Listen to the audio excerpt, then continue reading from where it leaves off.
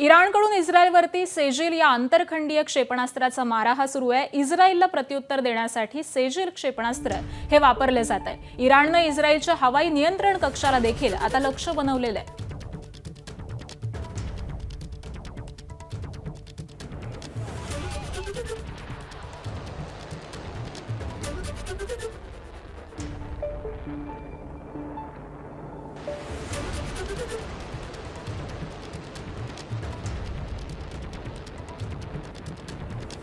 तर सेजिल हे इराणचं ब्रह्मास्त्र असल्यासारखं क्षेपणास्त्र आहे।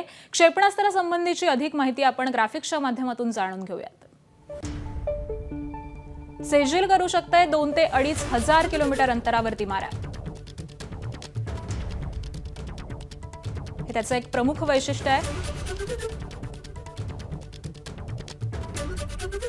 त्याबरोबरच सेजिल क्षेपणास्त्र 700 किलोमीटर स्फोटक नेऊ शकतं। सेजिलचा वेग हा प्रति तास 17,000 किलोमीटर इतका आहे। शत्रूच्या रडाराला चकवा देऊन मारा करणं हे सेजिलची खासियत आहे। सामरिक क्षेत्रामध्ये डान्सिंग मिसाईल असं सेजिलचं वर्णन केलं जातं।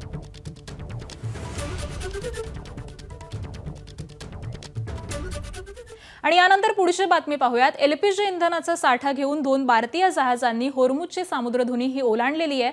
आज शिवालिक जहाज हे कतार मार्गे आज सकाळी 9:30 वाजता गुजरातच्या मुंद्रा बंदरावरती पोहोचणार आहे। तर ट्रॅकिंग डेटानुसार हे जहाज सध्या ताशी 24.6 किलोमीटर वेगानं 74 अंशांच्या दिशेनं प्रवास करत आहे। आणि आतापर्यंत त्यांनी 3132 पैकी 2839 नॉटिकल मैल हा प्रवास केलेला आहे। तर शिवालिक या जहाजापाठोपाठच नंदादेवी जहाजानं देखील सामुद्रधुनी ओलांडलेली आहे। नंदादेवी जहाज हे 17 मार्चला म्हणजे उद्या पहाटे 4 वाजता गुजरातमधल्या कांडला बंदरावरती दाखल होणार आहे।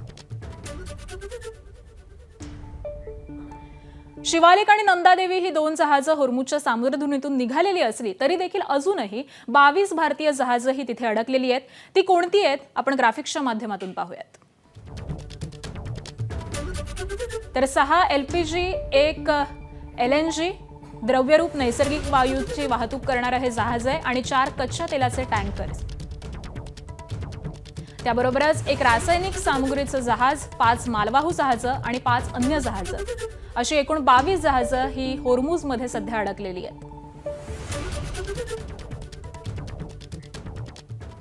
आणि डोनाल्ड ट्रम्प यांनी तेल ग्राहक देशांना आवाहन केलेलं आहे, होर्मुझच्या सामुद्रधुनीमध्ये मिळून पेट्रोलिंग करू असा प्रस्ताव डोनाल्ड ट्रम्प यांनी ठेवलेला आहे। जागतिक तेल पुरवठा विस्कळीत झाल्यामुळे ट्रम्प हे सध्या चिंतेमध्ये असल्याचं दिसतंय आणि त्याचमुळे त्यांनी तेल ग्राहक देशांना हे आवाहन केलेलं आहे।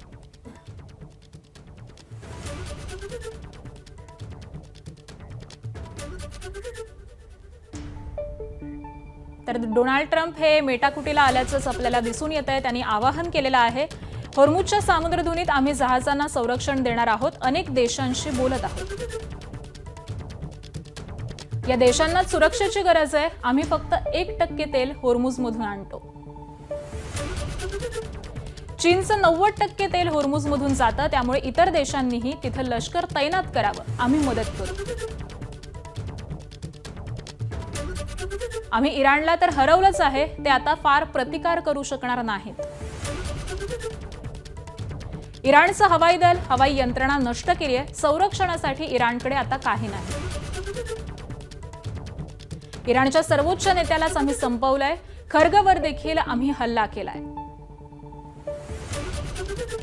चर्चा करावी असं इराणला खूप वाटतंय, पण ते अजून तयार नाहीत, त्यासाठी अजून काही काळ जावा लागेल। तर असं डोनाल्ड ट्रम्प यांनी म्हटलेलं आहे आणि या देशांना आवाहन देखील केलेलं आहे। आणि एक मोठी अपडेट पाहूयात। दुबईतल्या सगळ्या आंतरराष्ट्रीय विमानाच्या सेवा या रद्द करण्यात आलेल्या आहेत। दुबई हवाई वाहतूक प्राधिकरणानं हा महत्त्वपूर्ण असा निर्णय घेतलेला आहे। प्रवाशांच्या सुरक्षेसाठी खबरदारी म्हणून हा निर्णय घेण्यात आलेला आहे। तर अपडेटसाठी आपल्याला विमान कंपन्यांच्या संपर्कामध्ये राहण्याच्या सूचना देखील आता देण्यात आलेल्या आहेत।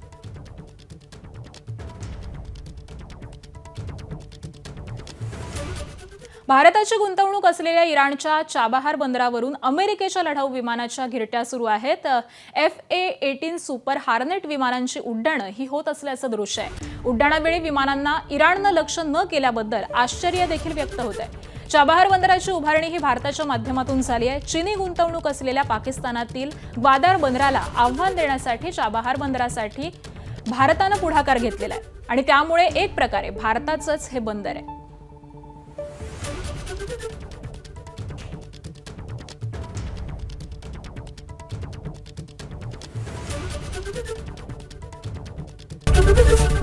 एबीपी माझा, उघडा डोळे बघा नीट.